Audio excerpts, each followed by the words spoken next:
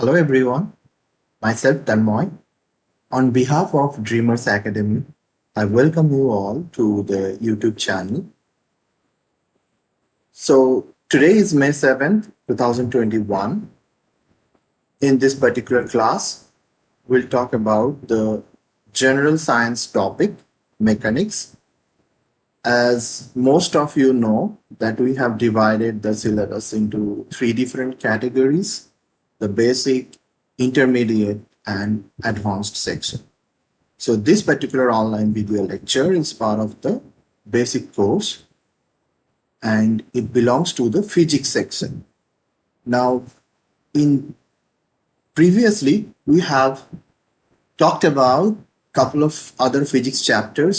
The first one was the units and measurements, and the second one we have already talked about the matter and its properties. So in this particular class, we will be talking about mechanics.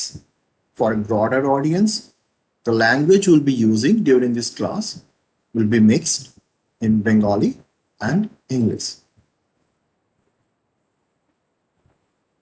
আজকের আমাদের যে chapter নিয়ে আলোচনা mechanics বা বলবিদ্যা, তো সেই mechanics ফিজিক্সের একটা ফান্ডামেন্টাল ব্রাঞ্চ, যেখানে মূলত একটি বস্তুর উপরে বল প্রয়োগ করা এবং বল প্রয়োগের ফলে তার মধ্যে যে বস্তুর মধ্যে যে গতির উৎপত্তি হয় সেই নিয়ে আলোচনা করা হয়। মূলত দুটি ভাবে এটিকে আমরা ভাগ করে দেখতে পারি। কাইনেটিক্স, যেখানে মূলত বস্তুর উপর বল প্রয়োগের ফলে কিভাবে গতির উৎপত্তি হলো সেই সম্বন্ধে আলোচনা, যেমন এখানে স্লাইডের মধ্যে রয়েছে, সবগুলো দেখতে পাবে যে kinetics is the study of forces which are acting on an object under a particular mechanism. কাইনেটিক্সের মধ্যে বস্তুর ভর এবং বল সেই সম্বন্ধীয় কনসিডারেশন করা হয়, কিন্তু কাইনেমেটিক্সের মধ্যে আমরা মূলত বল প্রয়োগের ফলে বস্তুর মধ্যে যে অবস্থানগত পরিবর্তন বা যে গতির উৎপত্তি হলো বা ত্বরণের উৎপত্তি হলো সেই সম্বন্ধে আলোচনা করি। ইকুয়েশনস অফ মোশন এগুলোকে কনসিডার করে, সেখানে বস্তুর ভর বা বল সেগুলি নিয়ে অত বিষয়ে আলোচনা করা হয়নি। তো কাইনেমেটিক্স বা গতিবিজ্ঞানের আলোচনা করতে গেলে কিছু বেসিক কনসেপ্টস আমাদের আগে থেকে মাথায় রাখতে হবে, নইলে এই আলোচনাটা খুব ভালোভাবে এগোনো যাবে না। তো সেই জন্য আমরা সেই কিছু কনসেপ্ট গুলোকে পরপর আলোচনা করে নেব। তো আমরা ইউনিটস অ্যান্ড মেজারমেন্টস ওই চ্যাপ্টারে রাশির কথা পড়েছিলাম, কোয়ান্টিটি। তো সেখানে খানিকটা আমরা আলোচনাও করেছিলাম যে কোনো রাশিকে আমরা স্কেলার আর ভেক্টর এইভাবে ভাগ করতে পারি। স্কেলার রাশি যাদের মান আছে, সেই সমস্ত রাশি যাদের মান আছে এবং কোনো দিক নেই, তাদেরকে আমরা বলবো স্কেলার রাশি। Scalars are quantities which have magnitude but no direction. তো তার কিছু উদাহরণ হলো ভর, তাপমাত্রা, সময়, গতি, শক্তি, কার্য, চাপ, ঘনত্ব ইত্যাদি। উল্টো দিকে ভেক্টর রাশি বা vectors are quantities which have both magnitude and direction. Vector রাশির মান এবং দিক দুটিই থাকবে। তার উদাহরণ হলো গতিবেগ, বল, ওজন, ত্বরণ ইত্যাদি। ভেক্টর রাশিকে আমরা মূলত একটি লেটার দিয়ে রিপ্রেজেন্ট করি এবং সেই লেটারের মাথায় একটি অ্যারো বসিয়ে তাকে আমরা যখন লেখার সময় রিপ্রেজেন্ট করে থাকি। ম্যাথমেটিক্যালি ভেক্টর রাশিকে আমরা একটি অ্যারো দিয়ে ডিনোট করি, যে অ্যারোর দৈর্ঘ্য বা লেন্থ তার ম্যাগনিটিউড বা মানকে নির্দেশ করে এবং সেই অ্যারোর যে দিক থাকে সেটি হলো সেই ভেক্টর রাশির দিক। ম্যাথমেটিক্যালি খাতায় কলম আমরা সেভাবে ভেক্টর রাশিকে রিপ্রেজেন্ট করে থাকি। এছাড়াও আরো কিছু কনসেপ্ট আমাদের মাথায় রাখতে হবে, কিন্তু এই বেসিক কোর্সের পার্ট হিসাবে আমরা সেগুলি আলোচনা করছি না। যারা ইন্টারেস্টেড হবে, এছাড়াও ভেক্টর ম্যাথামেটিক্স বলে একটি সেকশন রয়েছে, যেটি সম্বন্ধে পরবর্তী সময়ে আমরা আলোচনা করব। কিন্তু যারা এখন এই পোর্শনটা সম্বন্ধে ইন্টারেস্টেড বা যাদের কাছে সহজ মনে হচ্ছে, তারা ভেক্টর ম্যাথামেটিক্স, ভেক্টর বা স্কেলার, তাদের সম্বন্ধীয় ডট প্রোডাক্ট, ক্রস প্রোডাক্ট, সেই সম্বন্ধীয় আলোচনায় আমরা ইন্টারেক্টিভ সেশনে যেতে পারি যদি কেউ ইন্টারেস্টেড থাকে। কিন্তু এই বেসিক কোর্সের পার্ট হিসেবে আমরা আপাতত সেই পোর্শনটা স্কিপ করছি, কিন্তু ওটি একটি ইম্পর্টেন্ট পার্ট। এছাড়াও কাইনেমেটিক্স এর আলোচনায় আরো কিছু বেসিক কনসেপ্ট সকলের কাছে ক্লিয়ার থাকা উচিত। সেই নিরিখে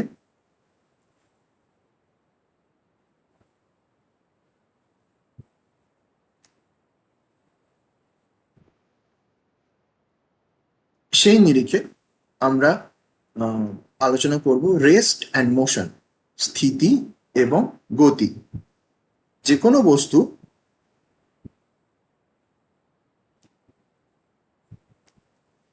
কোনো বস্তু any object is at rest when it's not changing the position with respect to time. সময়ের সাপেক্ষে যদি কোনো বস্তুর অবস্থানগত পরিবর্তন না হয়, তাহলে তার অবস্থাকে আমরা বলবো স্থিতি। এবং উল্টো দিকে সময়ের সাপেক্ষে যদি কোনো বস্তুর অবস্থানগত পরিবর্তন হয়, তাহলে তার অবস্থাকে আমরা বলবো গতি বা ইংরেজিতে মোশন। তো এই গতি এবং স্থিতির যে কনসেপ্ট, সেটা কিন্তু খুব কম্পারেটিভ। যেমন যদি আমরা পৃথিবীতে আছি এবং কোনো একটা হয়তো সামনে টেবিল রয়েছে, সেই টেবিলটাকে আমরা দেখছি, সেই টেবিলটা এক জায়গাতেই রয়েছে, স্থির অবস্থায় রয়েছে, তো আমরা বর্ণনা করতে পারি যে the table is at rest. কিন্তু যদি কেউ পৃথিবীর বাইরে থেকে দেখে, তো তার কাছে কিন্তু সেই টেবিলটা পৃথিবীর সাথেই ঘুরছে। তো সেই নিরিখে কিন্তু তার কম্প্যারিজনে with respect to that person, তখন সেই টেবিলটারও কিন্তু অবস্থা, the table is at motion. তো concept of rest and motion is comparative. তো এটা একটা গুরুত্বপূর্ণ কনসেপ্ট, মাথায় রাখতে হবে। এছাড়াও আরো দুটো গুরুত্বপূর্ণ ধারণা কাইনেমেটিক্সের আলোচনায় থাকা উচিত। সেটি হলো দূরত্ব এবং সরণ, ডিস্টেন্স অ্যান্ড ডিসপ্লেসমেন্ট। ডিস্টেন্স আমরা মাপবো টোটাল লেংথ, একটি বস্তু যে টোটাল যে সম্মিলিত দৈর্ঘ্য, বল প্রয়োগের পরে যে সম্মিলিত দৈর্ঘ্যর মধ্যে দিয়ে সে পথ অতিক্রম করেছে, তো সেই পুরো দৈর্ঘ্যটাকে আমরা দূরত্ব বা ডিস্টেন্স হিসেবে মাপবো। তো দূরত্ব একটি স্কেলার রাশি, তার কোনো দিক নেই। উল্টো দিকে সরণ বা ডিসপ্লেসমেন্ট, আমরা একটা বস্তুর বল প্রয়োগের ফলে তার প্রাথমিক অবস্থান এবং শেষ অবস্থান, তার মধ্যে একটি স্ট্রেট লাইন বা সরল রেখা দিয়ে তার দূরত্ব মাপবো এবং সেটিকে আমরা সরণ বলে গণ্য করব। এক্ষেত্রে গুরুত্বপূর্ণ যে সরণের কিন্তু দিক রয়েছে, মানের সাথে সাথে দিক থাকায় এটি একটি ভেক্টর রাশি। তো দূরত্ব এবং সরণের মধ্যে মূল পার্থক্য যে সরণ আমরা বস্তুর প্রাথমিক এবং শেষ অবস্থানের মধ্যে সরল রেখার যে দূরত্ব, সেটির মাধ্যমে মাপবো। তো একটি বস্তু অনেক বেশি দূরত্ব অতিক্রম করলেও বক্রপথে, তার কিন্তু সরণ অনেক কম হতে পারে, বা যদি তার প্রাথমিক এবং শেষ অবস্থান সমান হয় তাহলে শূন্য হতে পারে, কিন্তু দূরত্ব কখনো শূন্য হয় না। এর পরবর্তী যে গুরুত্বপূর্ণ ধারণা থাকা উচিত, সেটি হলো দ্রুতি বা স্পিড এবং গতিবেগ বা ভেলোসিটি। তো এখানে স্পিড, ডিসপ্লেসমেন্ট এবং এবং ডিস্টেন্সের মতো এখানে এই স্পিড এবং ভেলোসিটির পার্থক্য। স্পিড হচ্ছে আমরা প্রত্যেক টোটাল যে আমরা দূরত্ব অতিক্রম করছে বল প্রয়োগের ফলে একটি বস্তু, কত সময় সেই দূরত্ব অতিক্রম করছে সেইভাবে আমরা মাপি। এটি একটি স্কেলার রাশি। এবং আমরা ইউনিট আর মেজারমেন্ট চ্যাপ্টারে পড়েছিলাম যে যে কোনো রাশির একটি একক থাকবে, তো এসআই ইউনিট বা এসআই একক দ্রুতির মিটার পার সেকেন্ড।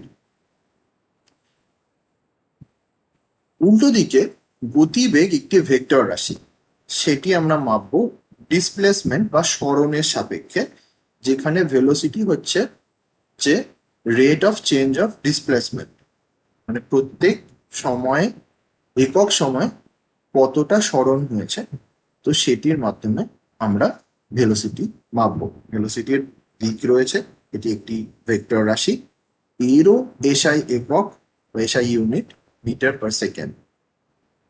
পরবর্তী আলোচনায় আমরা graphical representation of different motion সেই আলোচনায় যাওয়ার এটি একটি গুরুত্বপূর্ণ অংশ, যেখানে এই গ্রাফের মধ্যে আমরা দেখতে পাচ্ছি ওয়াই অ্যাক্সিসে ডিসপ্লেসমেন্ট বা সরণ এবং এক্স অ্যাক্সিসে টাইম বা সময়কে এই গ্রাফের মধ্যে রাখা হয়েছে। তো এই গ্রাফের যে স্লোপ, সেই delta S by delta T actually গতিবেগকে রিপ্রেজেন্ট করে। তো ডিসপ্লেসমেন্ট ভার্সেস টাইম, এই যে প্লট বা এই যে গ্রাফ, তার যে স্লোপ সেটি অ্যাকচুয়ালি ভেলোসিটি বা গতিবেগ। তো এর পরের আলোচনায় অ্যাভারেজ স্পিড অ্যান্ড ভেলোসিটি নিয়ে আমরা আলোচনা, মানে গড় দ্রুতি এবং গড় গতিবেগ। তো গড় দ্রুতি, যেহেতু আগের আলোচনাতে আমরা বলেছি দ্রুতি দূরত্বের সঙ্গে রিলেটেড এবং গতিবেগ সরণের সাথে রিলেটেড। তো গড় দ্রুতি সেটি হলো total distance divide by total time, এবং গড় গতিবেগ total displacement divide by total time. তো এখানে যদি আমরা ধরে নিই যে একটি বস্তু, তার প্রাথমিক গতিবেগ ছিল ইউ এবং তার শেষ গতিবেগ বা অন্তিম গতিবেগ ভি, তাহলে তার গড় গতিবেগ ভি অ্যাভারেজ হবে u plus V by two. তার প্রাথমিক গতিবেগ এবং অন্তিম গতিবেগ, সে দুটির সমষ্টিকে 2 দিয়ে ভাগ করলে আমরা তার অ্যাভারেজ ভেলোসিটি পেতে পারি। এই অংশে আরেকটি গুরুত্বপূর্ণ কনসেপ্ট আমাদের মাথায় রাখতে হবে, সেটি হলো অ্যাসেলারেশন বা ত্বরণ। ত্বরণের ত্বরণ মানে হলো যে rate of change of velocity, মানে একক সময়ে গতিবেগের মধ্যে যে পরিবর্তন, সেটি ত্বরণের মাধ্যমে রিপ্রেজেন্ট করা হয় বা অ্যাসেলারেশন। গুরুত্বপূর্ণ, এটির SI unit metre per second square, মানে প্রত্যেক সময়ে গতিবেগ কিভাবে চেঞ্জ হচ্ছে আমরা সেইটাকে ত্বরণ দিয়ে রিপ্রেজেন্ট করি বা ত্বরণ দিয়ে মাপি। তো অ্যাসেলারেশনের definition, acceleration equals delta V divide by delta T. Delta V মানে হচ্ছে গতিবেগের পরিবর্তন। তো আমরা আগেই ধরেছি যে প্রাথমিক গতিবেগ ইউ এবং অন্তিম গতিবেগ ভি হলে, তাহলে তার ডেল্টা ভি মানে গতিবেগের পরিবর্তন হবে অন্তিম গতিবেগ ভি মাইনাস প্রাথমিক গতিবেগ ইউ ডিভাইড বাই টি। তো অ্যাসেলারেশন মানে তার গতিবেগ যেহেতু বাড়ছে, তো অবভিয়াসলি ভি এর মান বেশি হবে। তো ইউ থেকে ভি অব্দি যে গতিবেগ বৃদ্ধি হয়েছে একক সময়, সেটি হলো ত্বরণ বা অ্যাসেলারেশন। তো এতক্ষণ আমরা এই চ্যাপ্টারের যে গুরুত্বপূর্ণ কনসেপ্টগুলো নিয়ে আলোচনা করলাম।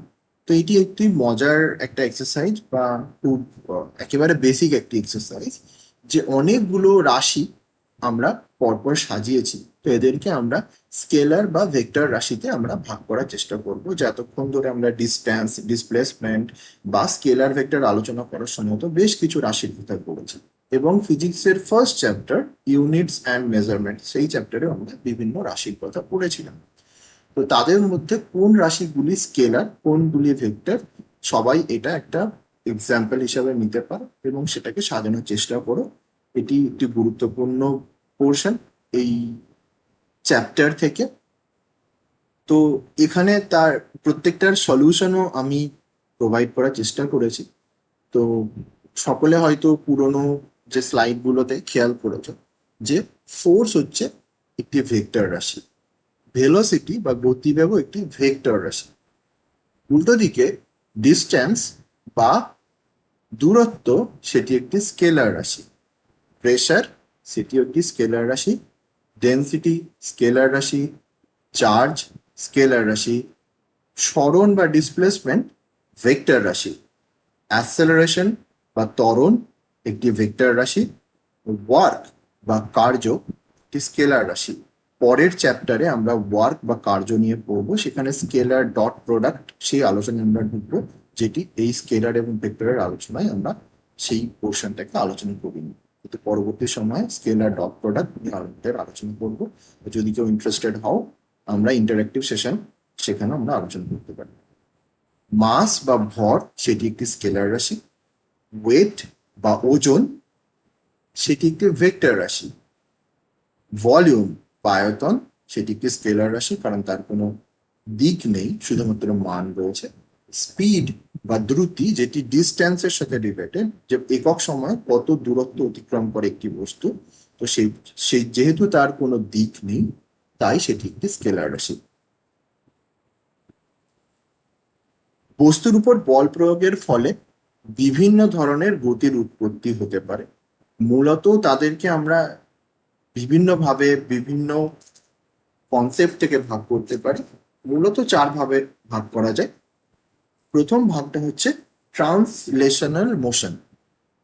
তো ট্রান্সলেশনাল মোশনে কি হয়, যে একটি বস্তুর সমস্ত part, all the parts of the object move the same distance.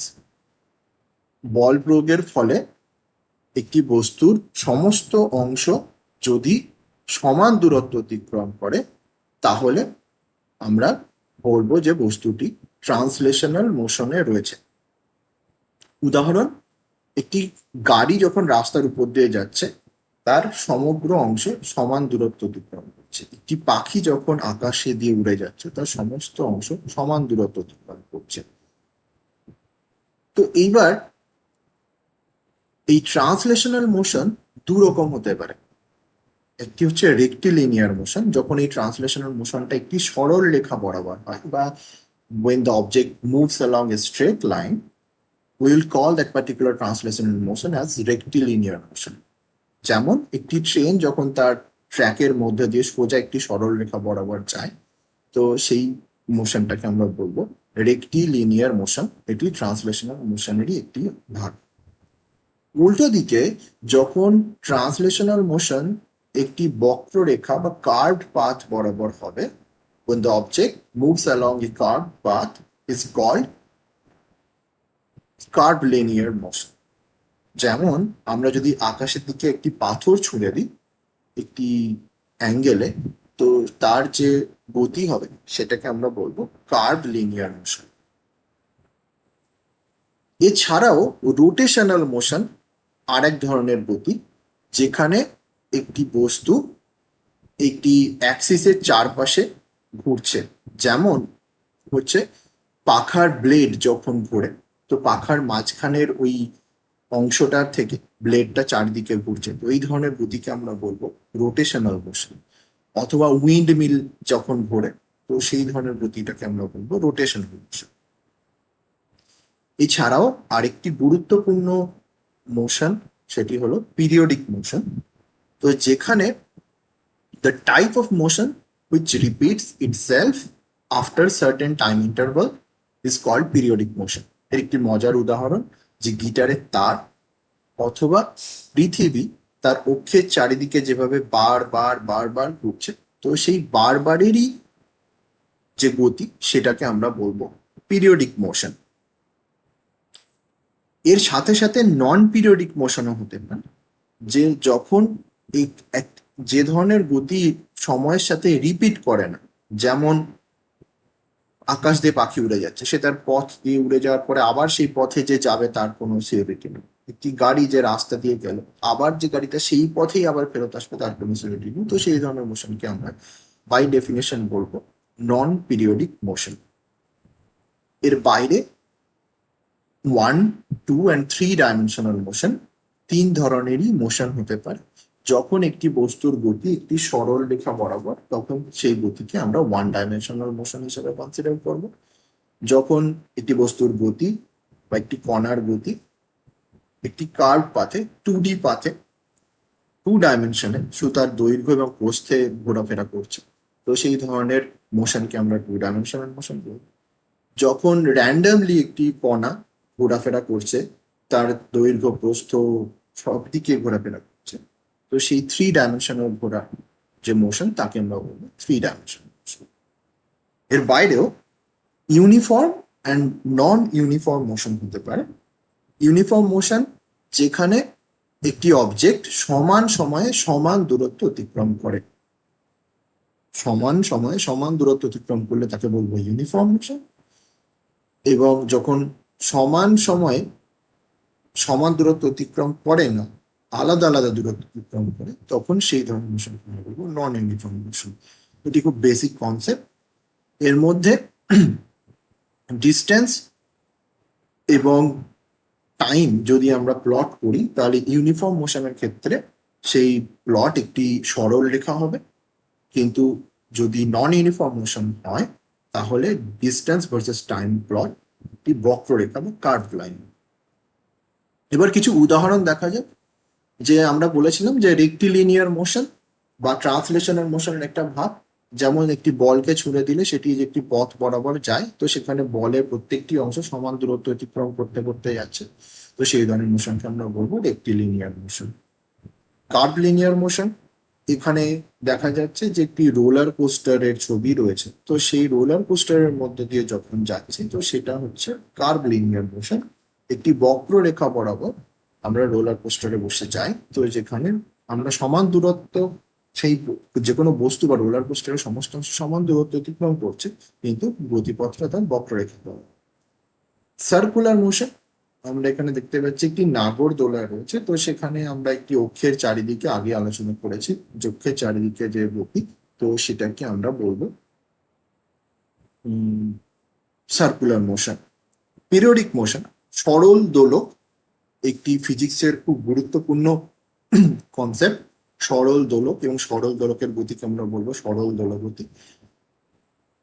তো একটি সুতোর মধ্যে যদি ঢিল বা কোনো একটি বল যদি বাঁধা থাকে এবং সেটিকে বারংবার যদি ঘোরানো হয়, তাহলে তার যে গতি সেটিকে আমরা বলবো পিরিয়ডিক মোশন, কারণ সেই গতিপথ বারবার সেই বলটি একই পথে যাতায়াত করে। নন পিরিয়ডিক মোশন, এখানে যেমন একটা উদাহরণ দেওয়া রয়েছে, যে একটি বলকে যদি আমরা ছুঁড়ে দিই, সে বলটি যে পথ বরাবর গেল সেই পথে আবার যে ফেরত আসবে তার কোনো সিকিউরিটি নেই, তো তার একটি উদাহরণ নন পিরিয়ডিক মোশন। এইবার আমরা ধীরে ধীরে যে আলোচনায় ঢুকবো সেটা হলো যে গ্রাফিক্যাল রিপ্রেজেন্টেশন অফ মোশন, যে গ্রাফের মধ্যে আমরা ম্যাথমেটিক্যালি কিভাবে আমরা যে গতির বিভিন্ন দিক সেগুলোকে কিভাবে পরিমাপ করবো, সেই দিকে আমরা আলোচনায় ঢুকবো। তো সেই আলোচনায় ইনস্ট্যান্টেনিয়াস ভেলোসিটি একটি গুরুত্বপূর্ণ কনসেপ্ট। ইনস্ট্যান্টেনিয়াস ভেলোসিটি মানে কোনো একটি মুহূর্তের গতিবেগ। তো সেই কোনো একটি মুহূর্তের গতিবেগ আমরা কিভাবে মাপবো? যে গতিবেগ মানে আমরা অলরেডি আলোচনা করেছি, ডিসপ্লেসমেন্ট ভার্সেস টাইম প্লট হবে, কারণ সরণ গতিবেগের সাথে যুক্ত। তো ম্যাথমেটিক্যালি আমরা তাকে লিখতে পারি যে খুব ক্ষণিকের সময় যে গড় গতিবেগ, যেখানে সেই ক্ষণিকের সময় খুব ছোট, সেই গড় গতিবেগ যদি আমরা মাপি, তাকে সেই মুহূর্তের ইনস্ট্যান্টেনিয়াস ভেলোসিটি বা ক্ষণিকের গতিবেগ বলতে পারি। এই গ্রাফের মধ্যে যেমন দেখা যাচ্ছে যে ডিসপ্লেসমেন্ট বস্তুটির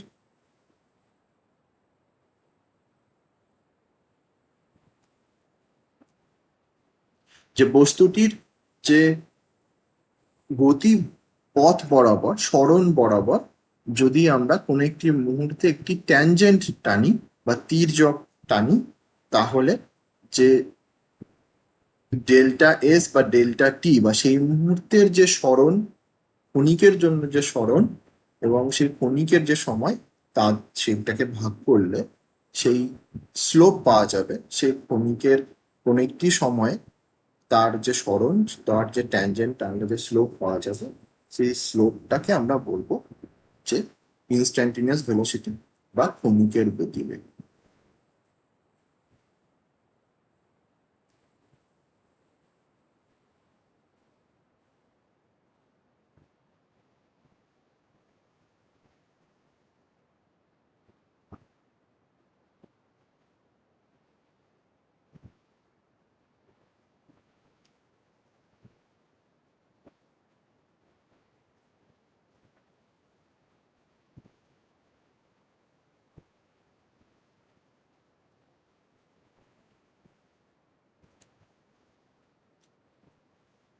এরপর যদি আমরা গ্রাফিক্যাল রিপ্রেজেন্টেশন অফ মোশনের প্লটের দিকে নজর দিই, যে আমরা যদি সরণ এবং সময় এই দুটোকে পাশাপাশি ওয়াই অ্যাক্সিস এবং এক্স অ্যাক্সিসে গ্রাফ প্লট করি, তাহলে দেখতে পাবো যে যদি t1 সময়ে s1 সরণ হয় এবং t2 সময়ে সরণ যদি s2 হয়, তাহলে এই যে সরল রেখার যদি একটি সম গতিবেগের এই যে প্লট, যেখানে ডিসপ্লেসমেন্ট বা সরণ ভার্সেস টাইম, সরণ ভার্সেস সময় আমরা যদি প্লট করি, তাহলে সেই সরল রেখার যে স্লোপ তার সেটি হবে তার গতিবেগ।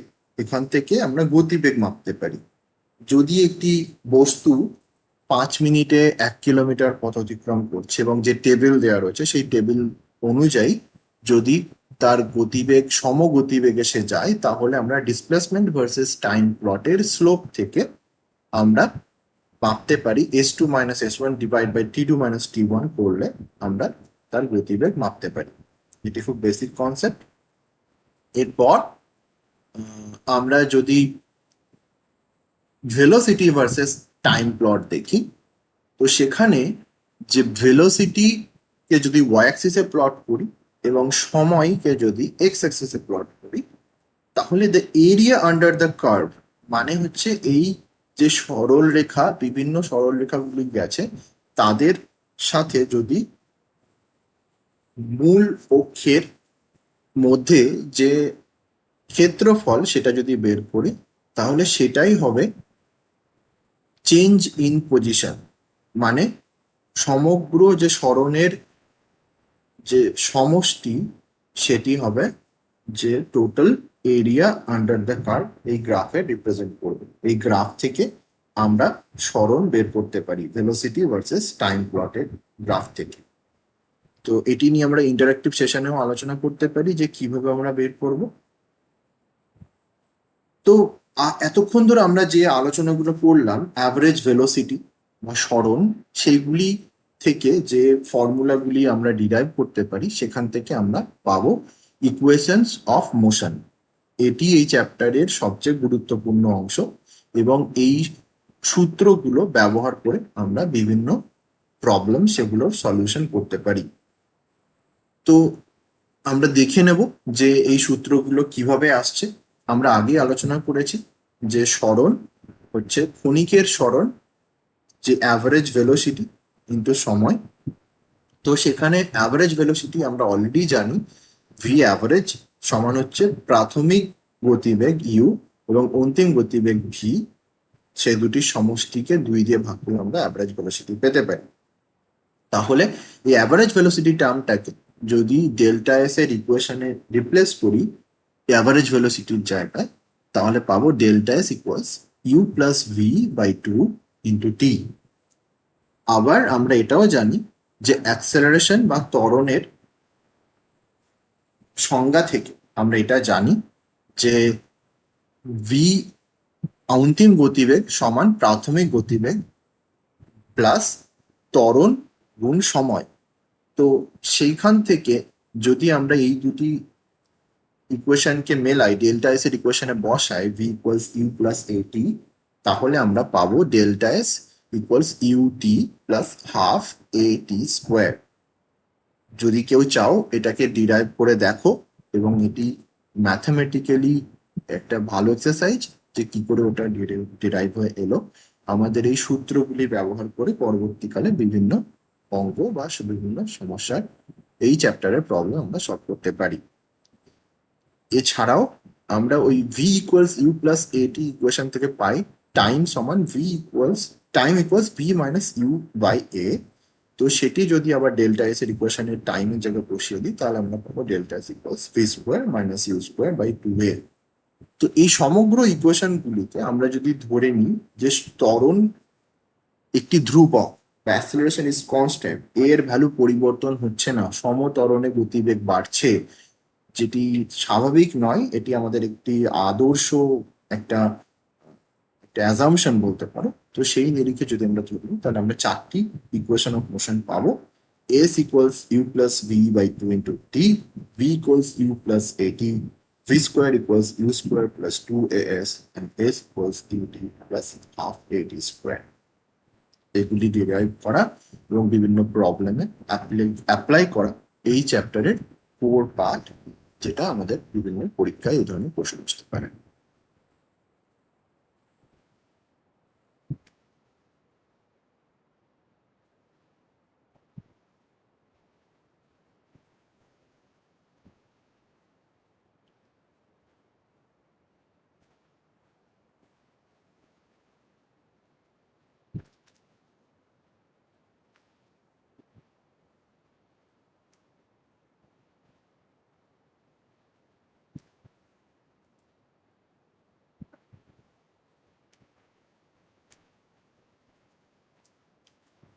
পরবর্তী আলোচনায় আমরা যাব যে ফ্রিলি ফলিং অবজেক্ট নিয়ে আমরা আলোচনা করব। ফ্রি ফল বা একটি বস্তুকে যদি আমরা উপর থেকে ছেড়ে দিই তাহলে তার এই ইকুয়েশন অফ মোশন কিভাবে পরিবর্তন হবে বা তার ক্ষেত্রে ইকুয়েশন অফ মোশন গুলি কিভাবে লাগু হবে সেই সম্বন্ধে আলোচনা। তো সেখানে ফ্রি ফল হচ্ছে যখন একটি বস্তুকে শুধু ছেড়ে দিলাম আমরা উপর থেকে এবং তাকে পৃথিবীর যে আকর্ষণ বল, যেটি নিয়ে আমরা পরের ক্লাসে আলোচনা করব, তো পৃথিবীর আকর্ষণ বলের জন্য তার যে ওজন, সেই ওজনের জন্য সে পড়তে থাকবে। তো সেক্ষেত্রে তার ত্বরণ বা যে গতিবেগ বৃদ্ধি হবে তার একমাত্র কারণ হচ্ছে গ্র্যাভিটি বা অভিকর্ষ, যার ভ্যালু হচ্ছে জি দিয়ে রিপ্রেজেন্ট করে 9.8 মিটার পার সেকেন্ড স্কোয়ার তার ভ্যালু। আমরা পরের দিনকের আলোচনায় এইটার নিয়ে বিষয়ে আলোচনা করব। তো আপাতত এই ইকুয়েশন অফ মোশনে অ্যাক্সেলারেশনের জায়গায় আমরা জি ব্যবহার করতে পারি ফ্রিলি ফলিং অবজেক্টস এর ক্ষেত্রে, কারণ তাদের ত্বরণ যখন ওজন ছাড়া আর কোনো বল কাজ করছে না, তো তাদের ত্বরণের ভ্যালু হবে জি। তো আমরা আগে আলোচনা করেছি ভি, এবং তার যে ভ্যালু হবে জি এর ভ্যালু হচ্ছে নেগেটিভ সাইন হবে, কারণ আমরা বস্তুটি সেই জি এর দিকে যাচ্ছে এবং তার গতিবেগ বাড়ছে, কিন্তু জি এর যেদিকে কাজ করছে সেদিকে যাচ্ছে। যদি অপোজিট দিকে হতো তাহলে এটি প্লাস হতো। তো v equals u minus gt হবে, যেহেতু ফর্মুলাটা ছিল ভি ইকুয়ালস ইউ প্লাস এটি, এর জায়গায় আমরা মাইনাস জি বসাচ্ছি। একই রকম ভাবে যে ফ্রিলি ফলিং যে অবজেক্ট হবে তার সরণকে যদি আমরা ওয়াই অ্যাক্সিস বরাবর মাপি, এস এর বদলে আমরা ওয়াই ব্যবহার করছি এখানে, ওয়াই জিরো যদি তার প্রাথমিক সরণ থাকে তাহলে প্রাথমিক গতিবেগ যদি তার ইউ থেকে থাকে এবং তার অন্তিম গতিবেগ যদি ভি হয় তাহলে তার ইকুয়েশন চেঞ্জ হয়ে y equals y zero plus ut minus half gt square হয়ে যাবে। জাস্ট এর জায়গায় মাইনাস জি বসাচ্ছি এবং যেহেতু তার একটি প্রাথমিক সরণ ছিল ওয়াই জিরো, তো তার সাপেক্ষেই তার অন্তিম সরণ ওয়াই ডিসাইড হবে ওয়াই অ্যাক্সিস বরাবর, এক্স অ্যাক্সিস বরাবর তারপরে সরণ এখানে হচ্ছে না। এবং শেষ equation v square equals u square minus 2f s ছিল আগের ইকুয়েশন অফ মোশনের, ওখানে ইকুয়েশন গুলো থেকে যদি মনে থাকে, তো সেখানে জাস্ট এ এর জায়গায় মাইনাস জি বসানো হয়েছে কারণ আগেই আমরা বলেছি, এবং প্রাথমিক একটি সরণ ওয়াই জিরো থাকায় এখানে এস এর জায়গায় ওয়াই মাইনাস ওয়াই জিরো হবে। তো যদি একটি ফ্রিলি ফলিং অবজেক্ট বা তার সম্বন্ধীয় প্রবলেম আসে তাহলে এই ইকুয়েশন গুলি ব্যবহার করা যেতে পারে। আরেক ধরনের মোশন হতে পারে প্রজেক্টাইল মোশন বা প্রাসের গতি। বাংলায় প্রজেক্টাইলের মোশন হচ্ছে প্রাসের গতি। একটি এখানে একটি সুন্দর মজার উদাহরণ দেয়া রয়েছে যে যদি একটি আমরা ঢিল ছুঁড়ছি এরকম বক্ররেখা বরাবর, তাহলে ঢিলটির গতিকে আমরা, বা একটি বন্দুক বা বেসবল যদি কেউ খেলছে, বা কখনো কখনো যে রকেট উৎক্ষেপণে যখন শুধুমাত্র আহ, যে কোনো একটি গ্রহের টানে বা পৃথিবীর টানে সেই রকেটের আর কোনো কাট অফ হয়ে গেছে, সেই মুহূর্তের যে গতি তাকে আমরা প্রজেক্টাইল মোশন বা প্রাসের গতি হিসেবে গণ্য করতে পারি। তো এর অনেক প্র্যাকটিক্যাল অ্যাপ্লিকেশন রয়েছে, সেই জন্য প্রাসের গতি সম্বন্ধীয় ইকুয়েশন অফ মোশন গুলি জানা দরকার। তো এখানে প্রাসের গতিকে আমরা দুটি ভাগে ভাগ করে নেব। প্রথমে হচ্ছে যে তার হরাইজন্টাল ভেলোসিটি আর তার ভার্টিক্যাল মুভমেন্ট, তার হরাইজন্টাল মুভমেন্ট আর ভার্টিক্যাল মুভমেন্ট। তার হরাইজন্টাল ভেলোসিটি কনস্ট্যান্ট, সেটা আমরা অ্যাজাম্পশন করবো যে একটা সিম্পল প্রজেক্টাইলের ক্ষেত্রে the horizontal velocity is constant. কিন্তু ভার্টিক্যাল অ্যাক্সেলারেশন নো কনস্ট্যান্ট হবে, কারণ তার ভার্টিক্যালি শুধুমাত্র ওয়েট কাজ করছে, জি অ্যাট্রাকটিভ ফোর্স কাজ করছে, তো সেই জন্য তার এই গতিকে আমরা দুভাবে ভাগ করে নিতে পারি। এবং প্রাথমিকভাবে যে বল এখানে শুধুমাত্র কাজ করছে সেটি হচ্ছে গ্র্যাভিটি বা অভিকর্ষ। তো মূলত প্রজেক্টাইল গুলো একটা প্রেডিক্টেবল হয়, একটা প্যারাবোলিক পাথওয়ে ফলো করে। তো তাদের ইকুয়েশন অফ মোশন গুলো এই হরাইজন্টাল আর ভার্টিক্যাল দুইভাবে আমরা তাদেরকে ভাগ করে নিলাম বলে তাদের ইকুয়েশন অফ মোশন গুলো একটু চেঞ্জ হয়ে যাবে। যে চারটে ইকুয়েশন অফ মোশন ছিল তার মধ্যে তাদের এক্স অ্যাক্সিস বরাবর যে ত্বরণ বা অ্যাসেলারেশন এ এক্স, সেটি জিরো, কারণ আমরা শুরুতেই ধরে নিয়েছি যে হরাইজন্টাল ভেলোসিটি কনস্ট্যান্ট, তার ভেলোসিটি বাড়ছে না, তো হরাইজন্টাল ত্বরণ জিরো। ভার্টিক্যাল ত্বরণ অ্যাসেলারেশন সেটাও কনস্ট্যান্ট, যেটা কিনা অভিকর্ষ বলের জন্য মাইনাস জি হবে, যেহেতু জি এর দিকে তার গতি, সেই জন্য তার তার সাইন হবে মাইনাস জি। অন্য ইকুয়েশন গুলো চেঞ্জ হয়ে যাবে। ভি এক্স এক্স অ্যাক্সিস বরাবর তার যে গতি সেটা হবে ভি জিরো ইন্টু এক্স, কারণ সে গতিবেগটা প্রাথমিক যে গতিবেগ ছিল ভি জিরো, সেটি এক্স দূরত্ব অতিক্রম করার পরে ভি জিরো ইন্টু এক্স হয়ে যাবে। উল্টো দিকে ভি ওয়াই সমান হবে V zero into Y minus G into T. Equation গুলোতে শুধু তাদের দূরত্ব গুলো যোগ হয়েছে, ভি জিরো ইন্টু ওয়াই হয়েছে এবং এর জায়গায় জি বসেছে, মাইনাস জি বসেছে। একই রকম ভাবে তাদের যে ডিসপ্লেসমেন্ট এক্স অ্যাক্সিস বরাবর, X equals X zero plus V zero into X T, যেটা আমাদের ওই ইকুয়েশনে ভি এক্স এর ভ্যালু বসাতে চলে এসছে। কারণ ভিএক্স গতিবেগ বরাবর টি টাইমে তারা ভিএক্স ইন্টু টি দূরত্ব যাবে, এক্স জিরো তার প্রাথমিক দূরত্ব ছিল, প্রাথমিক ডিসপ্লেসমেন্ট ছিল, তো প্রিলিমিনারি ডিসপ্লেসমেন্টের সাথে সেটা অ্যাড হবে, শুধু ভিএক্স এর ভ্যালুটাকে ভি জিরো এক্স দিয়ে সাবস্টিটিউট করা হচ্ছে। একই রকম ভাবে ওয়াই অ্যাক্সিস বরাবরও ভি ওয়াই এর ভ্যালুটাকে ইকুয়েশন অফ মোশনে ভি জিরো ওয়াই দিয়ে সাবস্টিটিউট করা হয়েছে। এই ইকুয়েশন অফ মোশন গুলো কিভাবে চেঞ্জ হলো এই সম্বন্ধে আলোচনা আমরা ইন্টারেক্টিভ সেশনেও করতে পারি। তো সবাই এই পোর্শনটা একটু চেষ্টা করো যে কি করে ইকুয়েশন অফ মোশন গুলো চেঞ্জ হয়ে এইভাবে ডিরাইভ হয়ে চলে এলো। কিছু না, খুব কমপ্লিকেটেড কিছু নেই, জাস্ট এর জায়গায় মাইনাস জি চলে এসছে এবং প্রাথমিক সরণ প্রত্যেকেরই ধরে নেওয়া হচ্ছে এক্স জিরো আর ওয়াই জিরো, এবং কোন একটি সময় টি তে তাদের এক্স অ্যাক্সিস বরাবর সরণ এক্স, ওয়াই অ্যাক্সিস বরাবর সরণ ওয়াই টি টাইমে, এবং তাদের প্রাথমিক গতিবেগ ধরে নেওয়া হচ্ছে এখানে ভি জিরো। তো সেইভাবেই এই ইকুয়েশন গুলো চেঞ্জ হয়েছে। একটি গুরুত্বপূর্ণ এখানে যে horizontal distance travel by projectile is called its range. তো সেই রেঞ্জ যদি প্রাথমিক গতিবেগ একটি প্রাসের ভি জিরো হয় এবং সেই যদি বস্তুটাকে আমরা থিটা অ্যাঙ্গেলে হরাইজন্টালি আমরা ছুঁড়ে দিই, তাহলে তার যে রেঞ্জ হবে সেটি যত দূর যাবে, আমরা যদি তাকে 90 minus theta, 90 degree minus theta এই অ্যাঙ্গেলে যদি ছুঁড়ে দিই, তাহলেও তার রেঞ্জ সমান হবে। এটি প্রাসের একটি গুরুত্বপূর্ণ কনসেপ্ট। এছাড়াও আরো বেশ কিছু আলোচনা রয়েছে যেটি আমাদের পরের ক্লাসের অংশ হবে। সেগুলি হলো circulatory motion, force, inertia, Newton's laws of motion, এবং আনুষঙ্গিক যে ভরবেগ, ইম্পালস, ফ্রিকশন, ঘর্ষণ, অভিকেন্দ্রিক বল, অপকেন্দ্রিক বল, এবং গ্র্যাভিটি বা অভিকর্ষ বলের আলোচনাগুলো আমরা পরের ক্লাসে করব, যেগুলি আমরা আপাতত পরের ক্লাসের জন্য রাখলাম। সকলকে অনেক ধন্যবাদ আমার এই ক্লাসের অংশ হওয়ার জন্য। পরবর্তী এই ক্লাসের দ্বিতীয় অংশ আজ সন্ধ্যে 7টা থেকে সকলে জয়েন করতে পারো মাইক্রোসফট টিমস প্ল্যাটফর্মের মাধ্যমে। তোমাদের যে সমস্যাগুলি হবে সেগুলি নোট করে রাখো এবং তার সাথে তোমরা এই ইউটিউব ভিডিওতে কমেন্ট করতে পারো।